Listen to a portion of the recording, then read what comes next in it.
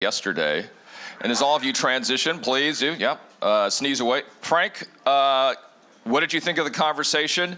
I think one of the takeaways was this is a challenge to that which has been a system that has been in place for decades when we talk about the transatlantic system.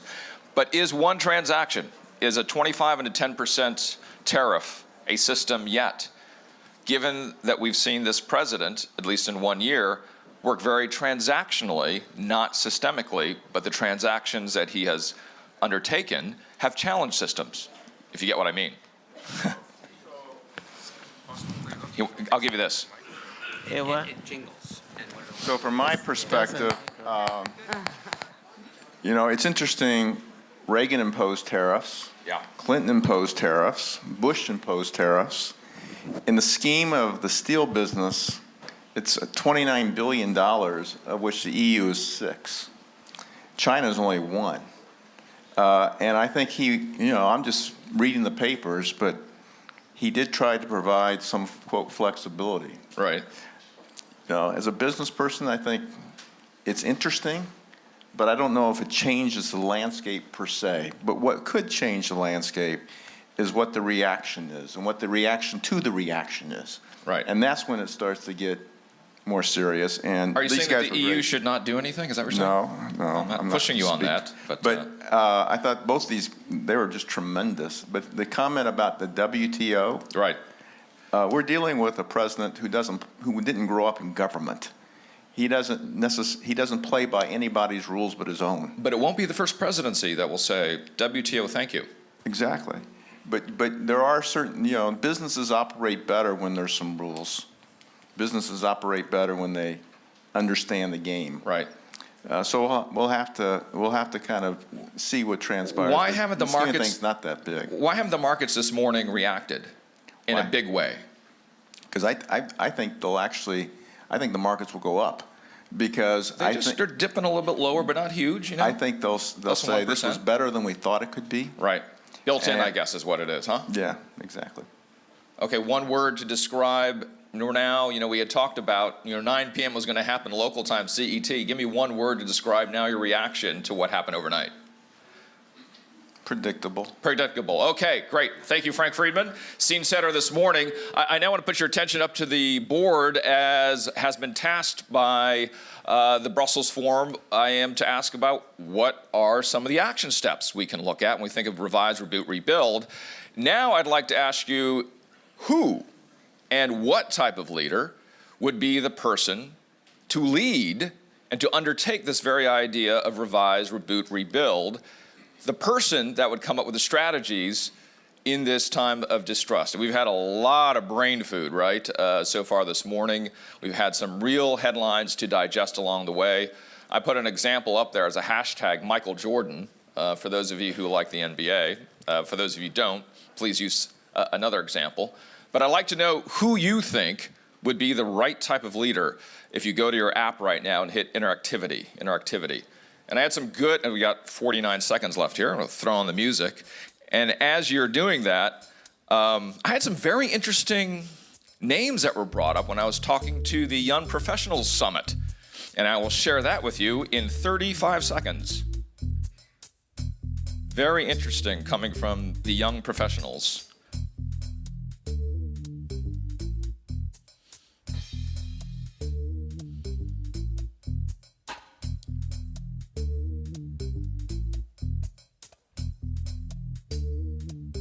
Nobody has put anything in yet. This is, again, interactivity on your app, please.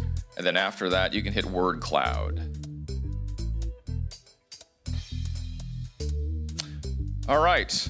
It looks like the entire Uber sphere, digital sphere, as well as everyone in this room. Is it working? Maybe it's not working. Is that what it is? Or is really nobody put in anything? Folks have put stuff in. I guess it's not showing up. Okay, great. All right. Why don't we do this? In the 2 minutes I have left, those who put something in, tell me who you put in. And I know that makes it a little bit more difficult. Karen, you raised your hand. M&M. M&M, there you go. M&M, exactly. I love that. Bringing it back, right? That's what I call. That's right. And that was coming from the Young Professionals Summit. Macron came up, Merkel came up. Anybody else? The Dalai Lama. Dalai Lama. Okay, great. Anybody else here?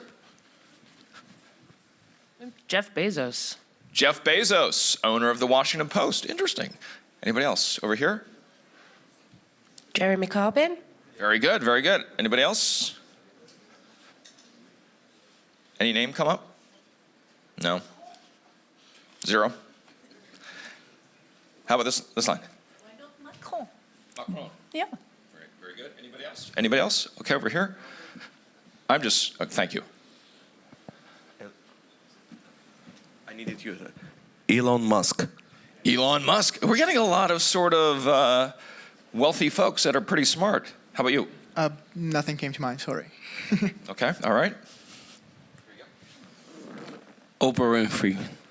Oprah. Holy Hannah. How about you? Angela Merkel. Angela Merkel. Fantastic. How about you? Nothing. Elon Musk. Elon Musk as well. I'm going to go with Oprah. That sounded like a good one. Fantastic, fantastic. I second Macron. Macron. Okay, great. How about you? We'll finish with you. Merkel. Merkel. Okay. Well, there's a lot of energy here for Angela Merkel. And Frank, do you have one really quickly as I walk towards your way introducing our next panel? I like Macron or Bono. A little U2. Do we have any U2, by the way? All right, on demand, very quickly. Ladies and gentlemen, thank you so much for giving me your perspective. I apologize for our technology hiccup, but we will fix that a little bit later. Now that we've had a great start to the morning with a, as I was saying, hearty breakfast there, I'd like to introduce the moderator of our next session, Mr. Max Hoffman, European correspondent and Brussels bureau chief from Deutsche Welle. Thanks, Richard. Good morning, everybody. It's good to see you. Thank you for being here today. I had a very interesting dinner conversation at the gala dinner last night, thanks for that, by the way, with Lady Faulkner. I don't know if she's here today. She's a member of the House of Lords in the UK, and she made a recommendation. There you are. How are you? Good. She made a very interesting recommendation to me about a book. I'm sure you all read that book. I had not read that book. It's by Walter Scheidel, and it's called The Great Leveler. I don't know, anybody read that book? Nobody? Okay, I don't feel so guilty then. So I read it overnight. No, I didn't. I got the gist of it. I read the Wikipedia part. And it said, and that is rather depressing for our conversation today, and I hope he's wrong, but he says there are only cataclysmic events that change economic equality. Actually, he names four of them, and I wrote them down here. So war can do something about economic inequality, revolution, the collapse of states, or natural disasters. So we're really hoping that today we find other solutions for economic inequality. And to discuss that, we have a great panel, which I will introduce in a second. But to show you that we have a problem, a very simple statistic that you can see around you here, how much do the richest 1% take of national income in the European Union and the US? And you can see that things have changed compared to 1980. So the EU and the US were level back then, which surprised me a little bit. 10%, 10%. Today, the richest 1% in the EU take 12% of the national income, and in the US, it's 20%. So things have changed. There is a problem. We all know there are more than just numbers hiding behind this. And to discuss this, great panel today, very happy. The one with the overview, of course, is the coordinator of the Inclusive Growth Initiative at the OECD, so she's knee-deep in the topic. Please welcome with me Romina Boarini. I hope I'm pronouncing this right. Welcome. Correct. Good morning. As you can tell, Boarini, originally Italian, a very interesting country at the moment in the European Union, also for that topic. And then we have, straight from Motor City, from Detroit, we have Congresswoman Brenda Lawrence. She's a Democrat, I might add. And of course, the city where inequality has been an issue for some decades now. And finally, from the European side, straight from Molenbeek, the now world-famous neighborhood in Brussels, right? We have Member of Parliament Khadija Zamouri, who is here with us today. Thanks for coming. And of course, she knows a lot of things about the roots of inequality from a different perspective, wherever you want to sit. Yeah, take a seat right here. Thank you. Very good. You all know, feel free to move around, exercise. This is not only a conversation, this is a public exercise if you want to. And I would like to start my first question today with Congresswoman Lawrence. You saw the statistics we just saw. Yes. What's Europe doing better than the US? It depends on who you're talking to.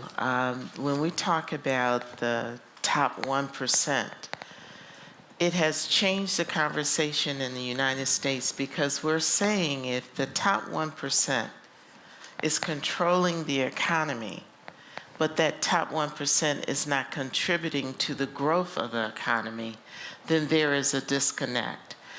And it's almost at the point now that we're challenging policy for the top 1%. And I want to talk about today equality when it comes to women. And the United States is challenged when it comes to economic equality.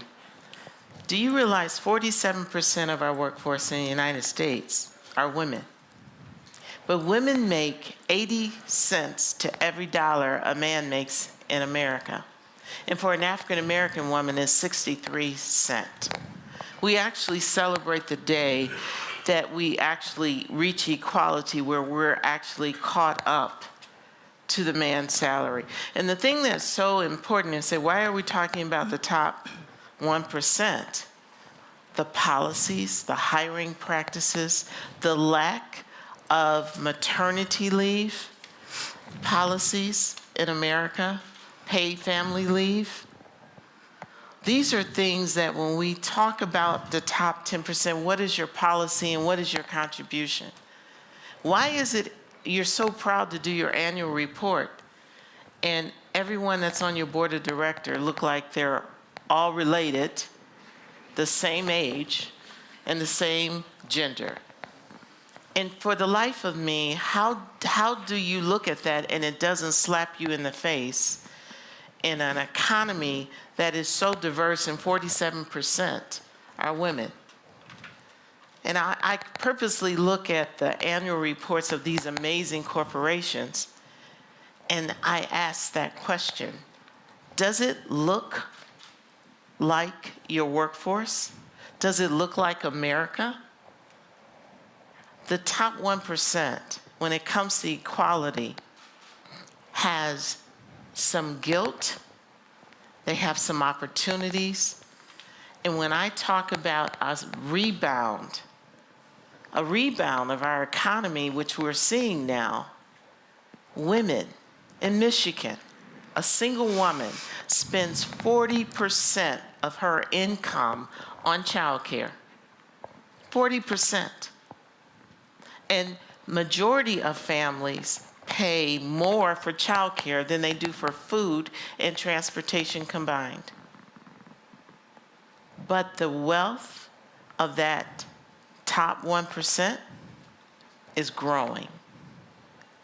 And so when we're talking about building trust. How are you going to build trust in an economy where your policies ignore and it doesn't seem to recognize the challenges that women have? So far, technology has not allowed men to give birth.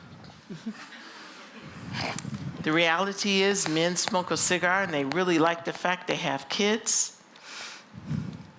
Unfortunately, it's all men on those board of directors. Equality is essential if we're going to rebuild trust in our economy. Thank you. Thank you, Congresswoman, for that introductory statement. I suggest we just continue with the introductory statements. Sure. Is that okay? Ms. Borini, you're next. Yes, I think you heard a lot about why we need to fight for more equality of opportunities today. And it's not just about women, it is about children, it is about migrants. So I think if you just look at the statistics that was put on the screen there, but coming from the OECD, we do a lot of statistics. I would have thousands of statistics that just show the same thing happening in all rich countries and in many poor countries as well. Inequalities just rising more and more. And inequalities of income, inequalities of wealth, and the inequalities of wealth are actually those that matter the most for framing the opportunities of children. So we all have this idea that we want to give opportunities to people, to children, but when you look at how things actually work, being a childcare, being higher education, those services are just not accessible to everybody to the same extent. The quality of those services just varies tremendously. And so how do we see this actually today? What are the consequences of that? Well, you see that showing through a lot of social unrest and discontent and ballot box retaliation. How long does it take today to form a government in Europe? How long? Well, much longer than it would take just 2 or 3 years ago. And that this is coming from higher inequalities. So how do we fix that? I think one of the clear sort of recognition, certainly at the OECD, but I would say in many other organizations, and in fact in businesses and in companies, inequalities is one of the biggest business risks. We need to fix it. How do we do it? Let's take that as actually a collective opportunity to rewrite the social contract, to rewrite the rules, to get fairer rules for everybody to compete. It's not just about for companies, it's also for people. It's also for cities, it's also for regions. It's really for everybody. So we're talking about the empowering state, and what we mean by that, it's a vision where the government actually acts to give opportunities, to shape opportunities from the very early years of life. And we're not just talking about opportunities in a disconnected way from the way economy works. So we call it the nexus productivity opportunities, the nexus between productivity and inclusiveness, which means that if you actually want to grow the pie, the best way to do it is actually invest in people's potential, invest in cities' potential, invest in small companies' potential. To fulfill that potential is really the best way to get the greatest growth, the most sustainable growth in the future. Thank you very much. And last but not least, Ms. Samuri, straight from your experiences on the ground. Well, thank you. Thank you, everybody, for being here. And I thought, we are today 3 women. Let's talk about soccer. And let's talk about our soccer team of Belgium, the Red Devils, Les Diables Rouges. And all the odds are in it to win 2018 Cup for Belgium. Yes, we are going to pass Germany, France, Italy, all the usual suspects. We are going to leave them behind. Why? Because we've got talent. Dembele, Origi, Benteke, Fellaini.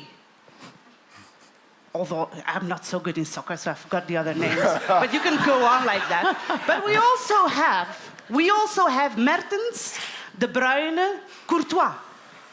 We have them all. And who's responsible for this talented team? That's the responsible who went out to look for them, to look for talent, not only in the normal football organization where you and I take our sons or daughters to play football. No. They went out on the pitches, around the corners, in Molenbeek, yes, in Anderlecht, in Antwerp, in Liège, everywhere. They got out to look for real talent, and they gathered their team together. And we will win. But your question today was economy and equality, and how do we match those things together? If we look at the statistics, and it's as sorry, I forgot your Romina. Romina said earlier, when we go to the statistics, we do not find Dembeles and Lukakus and Felainis in the higher education. We don't find them in politics. We don't find them in the higher responsible jobs of big companies. But they're not lost. They are somewhere. They are in other statistics, as they were pointed out. They are in the statistics of unemployment, of people who don't get their degree at the end of the session, of people who are cleaning our hotel rooms, of people who are preparing our lunches. And how come that those responsible who got that team together, they succeeded to get that team together and to capitalize these talents together? And how come that a democracy like Belgium and others don't capitalize all those talents in all the levels of our society? That's the question that we are dealing with. And a question where, in general, we stop. But a democratic, healthy society does not have the luxury to ignore her minorities. Because if you ignore the minorities, a society will dissolve and will create problems for all of us. And we don't want that. We wanted a winning team, don't we? We do. But how do we do that? That's the question. Okay, good, blah, blah, blah, but how do you do that? Well, we have a lot of newcomers. We have to be prompt and prepare a well-balanced track for them to integrate immediate, not a one-fits-all size. We don't need that, because your background is different than his background. You need another how do you say that, another trajectory to get there. And you don't have to wait together for 1 year. No, you might be needing 2 months and you might be needing 3 or 4 months. And let's take advantage of all those different languages that we are getting here. Let's just say Brussels. We are a capital where we speak 2 languages. Ik ben normaal gezien Nederlandstalig. Ik spreek geen Frans. But je parle aussi le français et je parle aussi un peu l'anglais. Mais pourquoi ne prendre ça? Why don't we start to look to that as a potential, as qualities, instead of telling people who are coming from abroad, you know nothing, from now on it's us who are going to decide. Let's look and ask them how they think to resolve certain problems. Because if you come from another culture,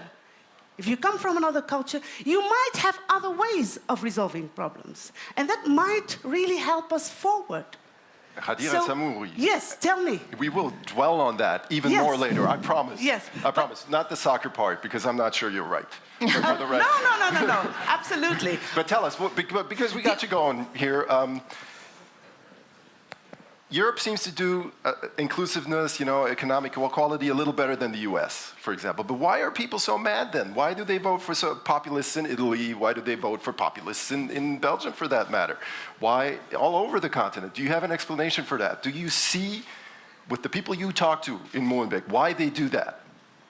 Why they do that? I think there is a large amount of fear, angst. People are afraid.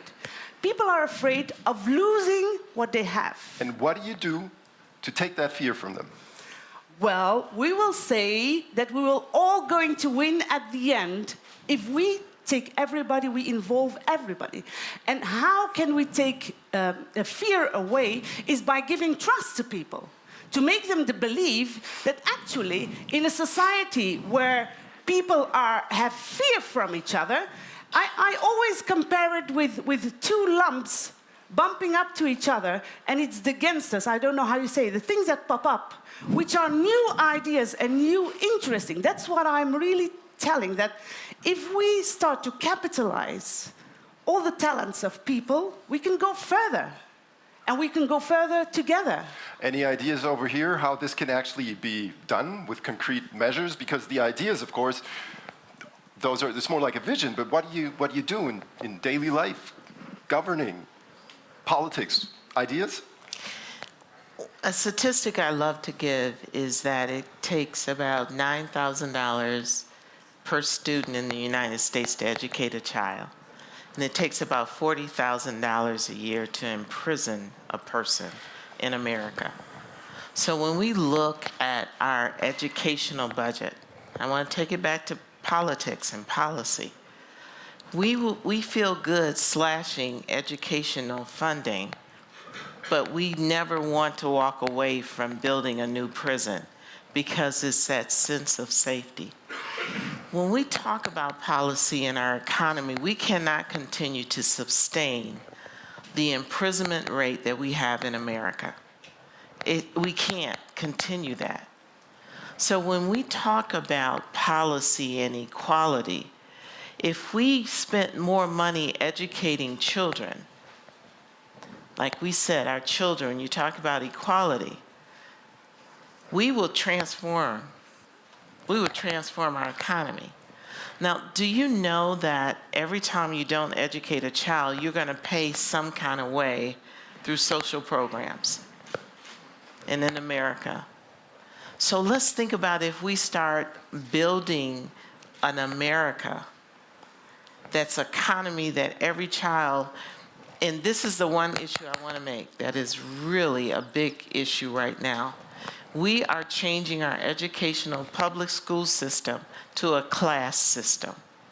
If your mother and father has the right W-2 and the right zip code, you are guaranteed a good education in America. God help you. You were born to someone who had the wrong zip code, and their W-2 is not reflective of being middle class. Congresswoman, if I may interfere interfere, just a second here, because you're saying people are willing to pay more money for prisons than for education. Yes. Even the ones that would have the most of the educational part. Why do people vote for that? Why do people vote against their own obvious interests in this case? And how can you change that? Because you say these things, yes, but do they change anything? What can you do to get to the people, to change their minds? It's education constantly. You're not like me. You're not part of my neighborhood. I moved to a neighborhood that homogeneous. People look like me. They make the same kind of money I do. My family is safe. And so I don't really have a burning desire to put more money in education for those other people who may not look like me. And oh my goodness, if they come in my neighborhood, I want to put them in prison. So no solidarity across neighborhoods. That's it. Ms. Borini, you want to react, or would you like to talk about Italy for a second? You want to react, and then it's Ms. Borini. All right. I would like to react on what Congresswoman said. It's actually, in general, also in Belgium, like when we talk about how can we make things better, we always tend to say, like, okay, let's put more money in education. Let's put more money in this project. But it's not always about money. I think that the time is over. Of course, we need money to do things, so time is over that money. But I think the time is over that we can only rely on money, because the Belgian system has a very good education system for everybody. But how comes that in Belgium we have such a big gap, and Romina from the OECD will know that, we have in Europe the biggest gap between children of a migration background and children, Belgian children. The biggest gap in whole Europe. And still, they are in the same school system. That means that money doesn't solve everything. I think we need more than that. What? How can we reboot our brains? How can we do that? How? Indeed. Well, I hope that somebody here in this room will know that. I hope that we have to reboot our heads. Yeah, Ms. Borini, maybe she knows. How can you reboot the brains of Italians who have voted over 50% for populists? That's a tough one. I think it does start by really looking seriously at things and asking ourselves what went wrong. And I want to go back to this growth narrative that we all had somewhere, kind of, enrooted in our mind. If we make more money, everything is going to work well. If we have more growth, there are going to be more jobs. This is going to be a win-win for everybody. And it doesn't work. And people see it. That's why they vote for what they vote, because that big promise was not fulfilled. So how do we do at the OECD? So we say, yes, indeed, it's not necessarily about money. So think about people's well-being. Put people's well-being at the heart of policy making, which means really look at the results of policies. Really look, for instance, at whether in Belgium or in the US or in Italy or in France, what's happening to the kids in the classrooms if they're coming from a different country. And it's magic, actually, because there are countries that are much more diverse, in fact, than Belgium. Take Canada. I think Canada is one of the, it's an immigration country, and yet it's one of the countries with the highest social mobility. You look in the classroom in Canada, it's just so mixed, it's so diverse, it's so exciting to be with those kids. And so what is that made that system working better than other systems? Is it just the spirit? Is it a state of mind? It's not just the spirit, but the spirit does a lot, actually. So you need to change the cultural mindset, right? But it's not just about that. It's also changing the institution, the way it works. So in Canada, they do have very, very specific training programs for young kids that are coming from other countries. And they just receive those kids thinking, wow, this is a huge opportunity for us. How can we actually enrich it? So they actually make it work. Instead of a problem. So how do we redesign it? We redesign it, I think, at every level. So it means, and that's maybe the difference you see with populists, because populist movement will tell you, we are doing this for people. And at OECD, we're saying the same thing. We're saying, we're doing this for people well-being. So what's the difference? The difference is that you actually have to do it with people. You have to invite people. You have to go out in the suburbs. You have to ask them something. You have to understand why is that they're not doing what policymakers, governments would expect them to do. Why is they're not taking the programs that were designed for that? I want to talk from a perspective, being an African American, being very sensitive to where your policies are. You can have you can have a child in a classroom, but have policies in that school system that will repress, discriminate, and just block that child from achieving their success. I have a saying in policy, and you've heard it before. If I want to know what your priorities are, I want to know what you care about, follow your checkbook or follow your budget. So if I'm a company and I say, oh, I can't hire any African Americans, they just can't pass the tests. I would love to have more diversity, more women, but they're just not making it. And when we do a deep dive, we will find that inherently corporations and educational systems have built-in policies that prohibit the success of women and minorities. Is that something you can fix with a law, or is that, as we heard before, something where you got to fix the minds? In America, we've tried it all. So if you're a company and you have 100 African Americans who hire to come to your company, and you're not hiring any of them, and then you look at their qualifications and look at the people you're hiring, obviously you just don't want African Americans in there. And you'll see, with immigrants, names, I worked in HR. I can look at names and say, oh, that's an African American, that's a Muslim, that's that person Asian, and inherently stop the process. And again, how do you fix it? How do you fix it? We have shown, and this is something I fight for, that if you want the best person for the job, you will have diversity in your company. We have repeatedly seen people who are minorities, who are women, who have been given the opportunity, who have risen to the point of sometimes people being surprised. They go, oh my goodness, I didn't realize they could do that well. I'm still being told as a member of Congress, oh, you speak well. You really represent your people well. Today, in 2018. But it's giving people the opportunities. And if I can say anything, if we all open our doors and our minds and allowed people opportunities, you'll be amazed at how this issue about equality will start not being the primary issue, because if you give opportunities, if you educate them and give them opportunities, we will not be having this conversation. Thank you, Congresswoman. By the way, we have a gimmick here. I don't know if you're familiar with it. It's called Word Cloud. Sorry, got that right. I was going to say World Cup. No, it's Word Cloud. And this means you need your devices or your phones, and we're going to put that up right now.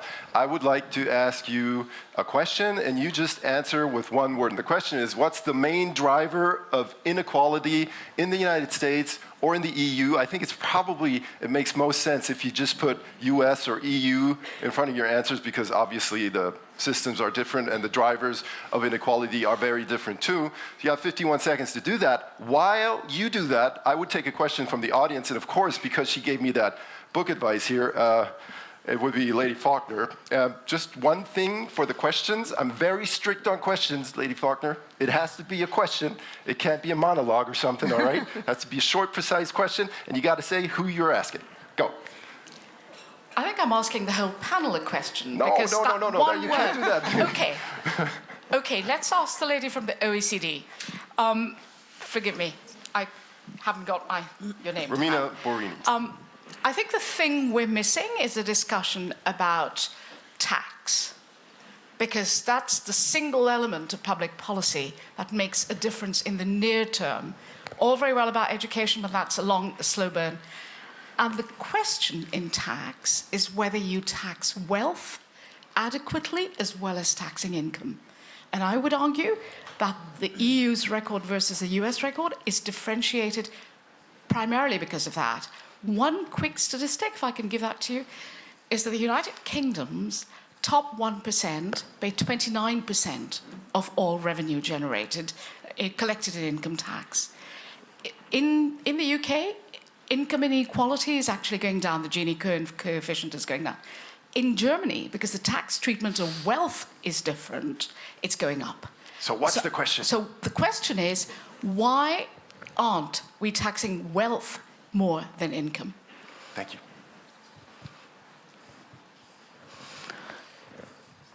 I think, generally speaking, it depends very much on the countries, but there is a lot of reluctance in touching wealth because that creates other sort of disincentives. And the sort of thing that we say at the OECD is, first, take a good look at your income system and tax income system and try to understand whether this is progressive, this is regressive. So what you see is that in a lot of the countries where actually inequality increased, this is not just coming from the market. This is also coming by the fact that the personal income tax system actually become more regressive as opposed to more progressive. So you also have to fix that element. And the other big important aspect of why you can't just, tax wealth much more than income today is that the capital today is much more mobile than labor is.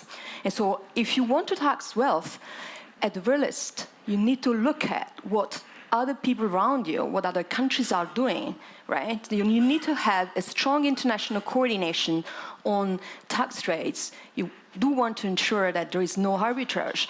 And so I think one way the OECD was looking at that as actually a mandate that it received from the G20 is the fact that, well, let's actually start looking at already some of the behaviors, corporate behaviors in terms of tax avoidance, tax optimization, and actually there is already a lot of space to address those issues and make sure, that things such as Panama Papers or Paradise Papers are just things of the past. Let's rebuild a little bit of fairness there. Let's make sure that, the corporates that are operating globally are actually doing it in a symmetric way. They can't just go and in other countries, they have to pay taxes where they create a value. So coordinating the tax system, certainly something the European Union could work on. Now we have the result here of our word cloud, and I think we have prejudice, education, bias, and corruption as the front runner. Also laziness, okay. We haven't really talked about corruption yet, have we? Who wants to talk about that? I mean, you just talked, but Italy seems like a good place to start. What do you think? I think corruption and more generally rule of law is something that we're very strong about, trying to improve. So we have an action plan right now. We call it for inclusive growth. And one of the axes of that action plan is actually rebuild trust. So in the government, how do you do that? How do you fix it? If I can still give us statistics, you look at trust in governments. Yeah, but sorry if I have to interrupt. I mean, it obviously is not working in Italy. If you have more than 50% voting for Cinque Stelle and for the Lega Nord, and also people, and we went there to report, and people, the one thing we heard all the time is we don't care anymore because we don't trust them. How do you fix that? Yeah, but as I said, I don't think you can just talk of a populist vote in terms of, this has not just been driven by corruption. Corruption is something, I think, to me, that is part of the puzzle, but that's not the element. But I think it does start by, taking strong action in the governments about creating a very, very clear, transparent, accountable, institutional mechanism. So the government needs to do that. And if you look actually at Italy, but if you look at a lot of other countries, I mean, those countries, I think they took some steps in that direction. They started making some reforms to improve, for instance, tax collection. Italy made huge progress on that. If you look at the last 15 years, all the design of, tax collection system has strongly improved. But still, there is a big, big gap to reduce. And so there is also the necessity to do even more. But, I mean, it's not just Italy. I think you have a lot of other countries where corruption is still a big, big issue. And, of course, this is important for people, for citizens. Thank you. We have a question right here. Yes, my name is İlter Turan. I'm from Istanbul Bilgi University. This has been a remarkable panel indeed, because there has been very little reference to the international environment in which this inequality occurs.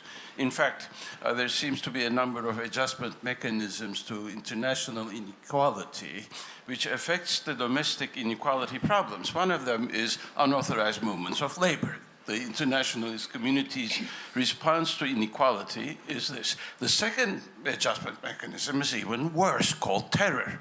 And this is also an adjustment mechanism to international inequalities. And it's remarkable that this has been totally absent from the discussion. Well, you brought it in. Thank you. I brought it in, and may I add one other item? May I add one other item? And that is, when we looked at the statistics, it's been getting worse after 1980. And the general observation has been that the connection between wealth and the real economy has been so severely parted that we have a real problem of inequality. Thank you. So you don't have a question? Actually, observations can be taken as questions. Okay. Thank you for that observation. Does anyone want to react to that?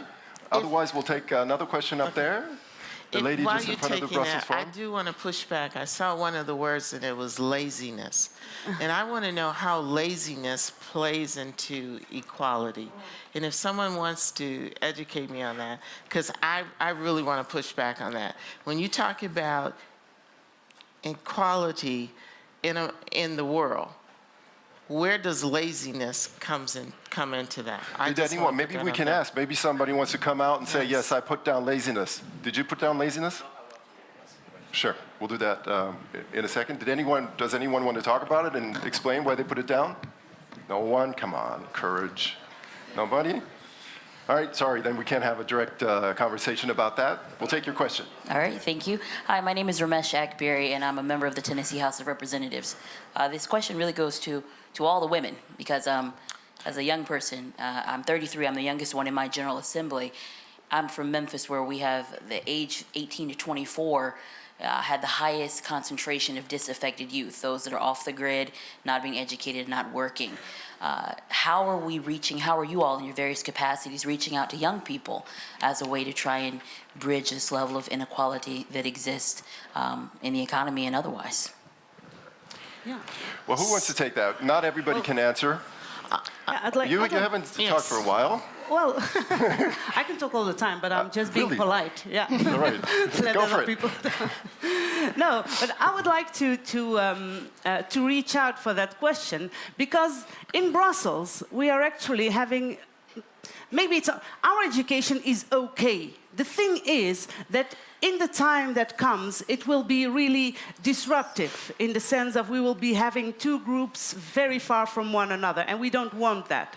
So we are working now, if I can be very concrete on one matter, is in the Dutch community in Brussels, we are starting this September with a school where we are going to change, and when I talked about reboosting the mind, that means not only reboosting the mind of the people who are working for you, but also of ourselves. You cannot ask for change from others if you are not in change also. You cannot work in the old-fashioned manner. So we are starting a school where we are going to reboost the whole situation of the normal subject matters. In the morning you have math, and then you have that, and then you have that. And we are going to reach out for children from 10 until 12 years old, and we are going to start a school that we call a teener school, a teenage school. Instead of already leading those children to choose for a certain future, we want that choice to be taken a longer way after. First, we are going to look, like for the Red Devils, for the talents of their children, by not putting them immediately in a certain road, so you are this is what you are capable of. No, we really want to dig in, and that's actually a pilot project here in the center of Brussels. I'm sorry, I don't, Yes. I don't quite understand. So what's the difference? You're not going to teach math anymore? Yes, we are, but in a transversal way. I mean, if you're in a classical school, you have math, but it has nothing to do with geography, or what are we going to do is to put those things together. You need math to construct a building. You need physics you need to know how to draw plans, but you don't do that on a little block you go out and you look at the building and you try to see what you are going to put in scale inside the classroom. We have to go, like me, on the move, go to the things and go back. So that's a new sort of schooling that we think that we will allow much more students with a migrant background and the others all together. It's not only for them, but to look further for the talents of their children instead of mixing up. Because what happens most of the time here in Brussels is when people, like myself, my parents came from Morocco in the 60s. I spoke Arabic Moroccan at home. I went to school in Dutch. I am here in Brussels, I have to speak French, and I'm talking to you in English. So this is all potential of how can we actually put all those things together and go forward. And that's what we try to do with that school. Better adapted education, and we have reboost our mind instead of only asking the others to reboost theirs. And I think it was the biggest part of the word cloud we had, education, and I think that's the topic we've been talking about most so far. Yes, I want to say that those young people from Florida, those young people who have taken the stage, we are seeing history transform itself, where young people who said, you politicians, you adults, you do not understand this issue, and we're going to stand there despite the NRA and everyone else, and we're going to take an issue forward.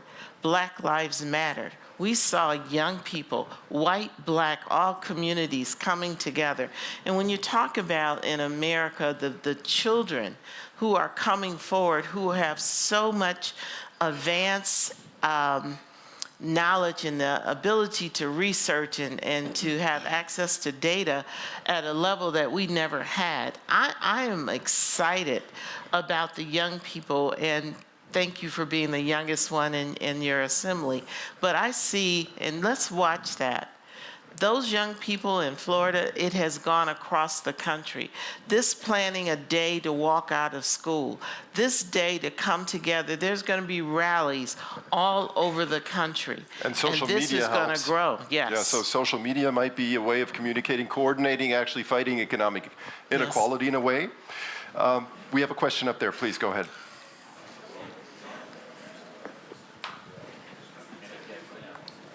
Is it done? Okay. My name is Vilmars Vitolinš. I work at the Ministry of Defense of Latvia. And I had a very specific question to Ms. Romina Boarini regarding gender inequality, because today we were very much talking about high ideas, about mindsets, but I had a very specific question towards remedies. Academic literature has established multiple reasons for gender inequality, one of them being prejudice, but often even more major reason being maternal leave, for plenty of reasons. One being that during the maternal leave, the woman is not developing her career, so she drops out of workforce. And the second thing being that simply often employers don't take young women because they're afraid that they will take this maternal leave. So yesterday, High Representative Federica Mogherini, when asked what would be her solution to this problem, she said it is paternal leave. So maternal leave together with paternal leave. Both parents have a fixed time, so both parents drop out of the workforce at that time, and there's no reason for employers to prejudice against either one. That's definitely one of the drivers for inequality, but what's your question? So the question is, do you agree that this is a valid solution, and should it kind of be put forward within OECD countries as a valuable solution to gender inequality? Thanks for the question. I certainly believe that this is one of the most important solutions, as not the only one. But it's true that, in those countries where parental leave is equally shared and is very generous, such as Sweden, for instance, you have such high fertility rates and a lot of gender parity. So you don't have all those sort of, problems when women sort of, quit the job market for some time. So that's certainly one answer to that question. But I think it's also a question, we go back to this idea of spirit, on what people have in their mind, right? And stereotyping. And so it's not just about you create a law. So law is there, needs to be there and give, the possibility. I'm thinking of the US, where we just heard that there is just no such thing called parental leave, not even for women. So, there we go to even more side of, extreme that is obviously preventing women from working and having a family. So parental leave is one solution, but the other element is also childcare. So it's not just about when you have children, and of course you need to be with your young children when they're born, but you also need to be back, and so to the labor market, back to the job, and therefore you need to have a lot of help in terms of childcare facilities. And the other solution is, of course, flexible work arrangement. There are a lot of innovative solutions that countries and companies are experimenting on. And in fact, we see that those companies that are extremely forward in those innovations and making sure that both women and men can play flexibly with this sort of, spaces for managing work and life, having a nice balance. Those companies and those countries that are pushing those flexible solutions are actually managing to do both things. Thank you. We're going to collect the last 3 questions that we have because we're running out of time, and I never would want to cut into your coffee break. So we have a question here, we have a question here, and we have a question in the back. Let's ask your questions, and then we'll have whoever wants to answer them collectively as a nice end to the session. Thank you. My question goes to Mrs. Zemori.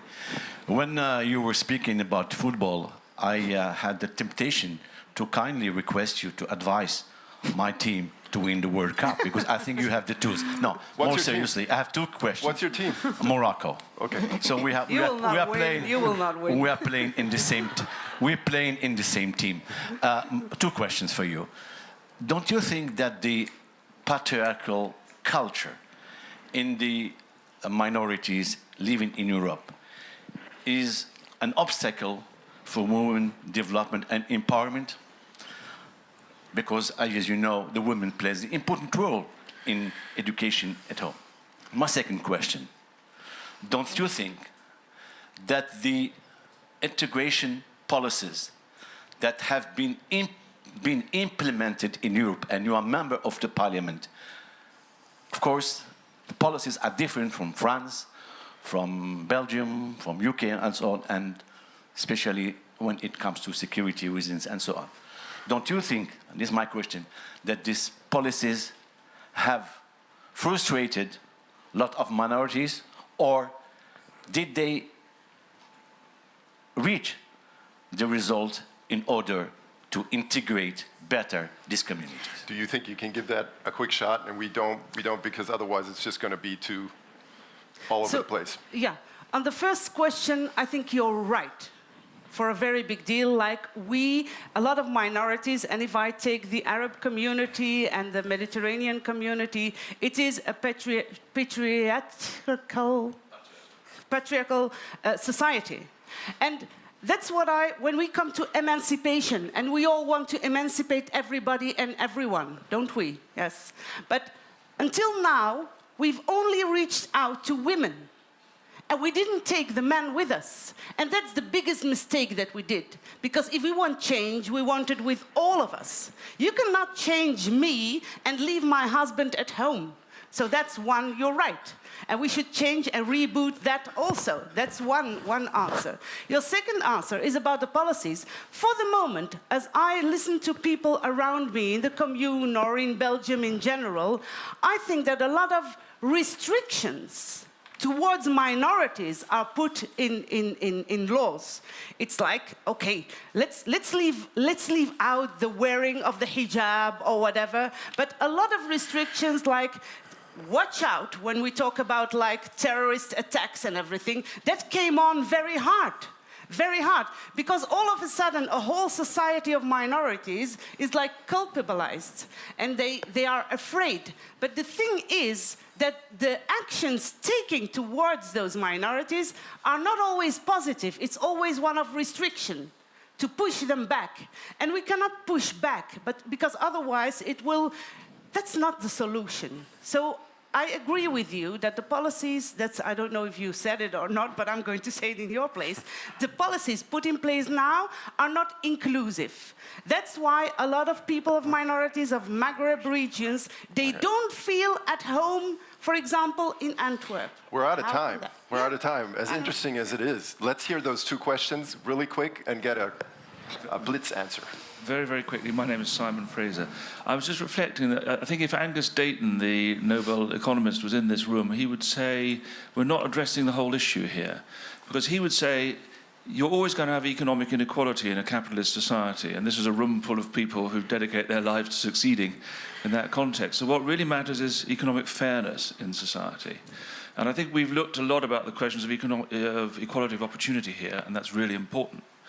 But the bit that's missing is how are we dealing with the consequences of inevitable economic differentiation in society?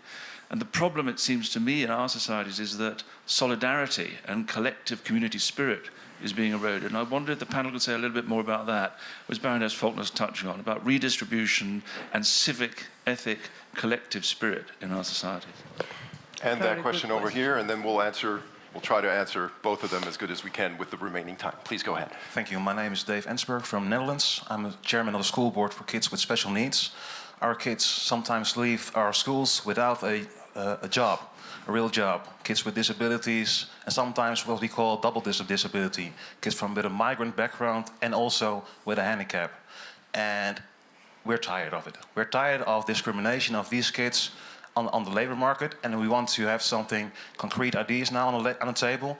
Is it the time for quota by the government to assure that these kids who are just as human as you and me get a real chance on the labor market, and government has a more responsibility to help these kids thriving and flourishing in their lives. Don't you think we need quota now? Okay, do we need a quota? And you want to go first on this one, All right. Congresswoman? I want to address the question that was made over here. In America, we have this philosophy of the ladder of success. I grew up as an African-American young child, very poor. But the spirit that we keep talking about of my family was that if I got an education, I could achieve. It was that spirit of, I may not be filthy rich, but we were able to feed our family. My mother would dress me and send me to school. My grandmother, knowing that this was just a station in our lives and things would get better. We're not seeing that now. It's like if I'm here, I'm being repressed because I'm not getting the resources. You're not giving me the internet. We're talking about net neutrality now. Why is that such a big deal in the United States? If you restrict the ability to have access to the internet, you are restricting my growth, my opportunities. That's where that anxiety comes in. It's another human being that's given more than me. For what reason? What's bad about me? And so when we start having that discussion, I really want to go back to your comment about the international piece of this. In America, we are dealing with immigration at a level that I never thought that if you came from a certain place, you are being labeled as a terrorist. If you're coming from another place, that's why I want to talk about that word of laziness. When there's certain people who they're lazy, they don't want to work, where you'll see individuals who are not given opportunity for citizenship, who work every day under the table to try to provide for their families.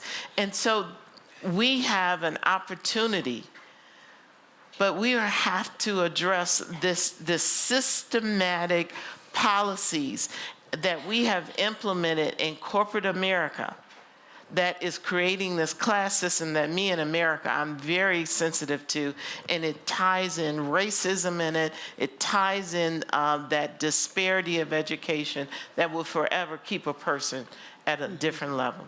Thank you. Anybody lastly wants to react to the quota that you brought up? Is that a good idea?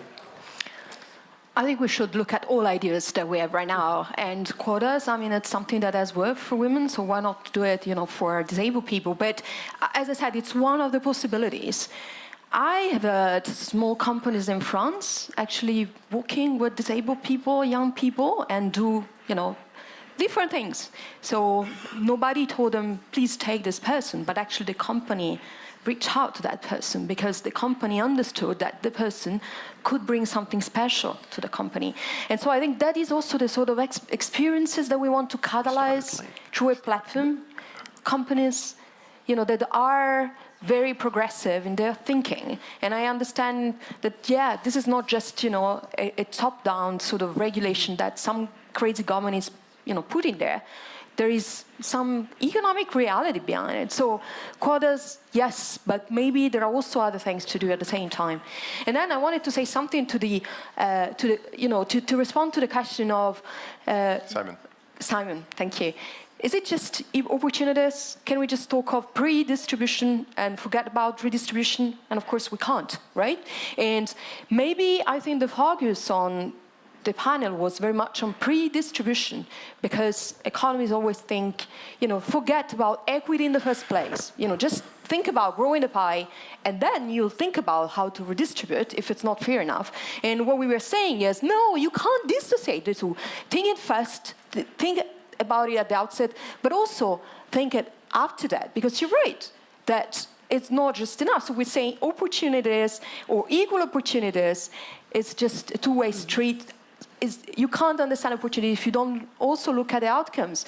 Again, it's the poor kids today that are going to struggle the most tomorrow. And so how do you help those poor kids? So you have to understand what has generated, the poor conditions in the first place, but you also need to obviously intervene a lot with strong welfare state. And when you were talking about the solidarity, which again is, an American colleague told me,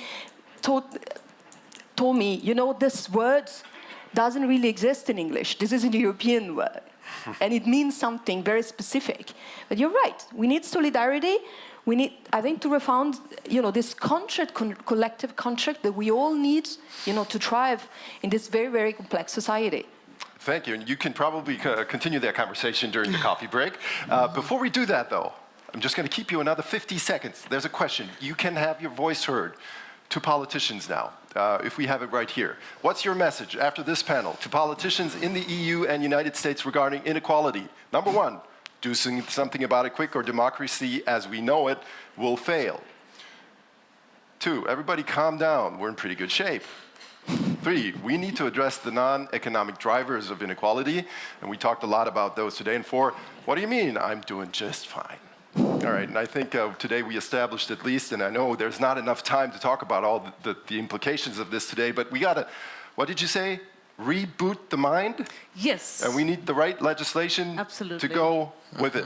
I think we can agree at least on that after this today. And there's one more thing I would like to say before we have the results here, and we do have them right now.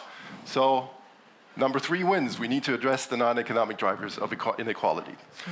Thank you very much to my panel. That was great. And I have one more message before we leave, before you have coffee. Good luck to the Belgian national soccer team. Thank you.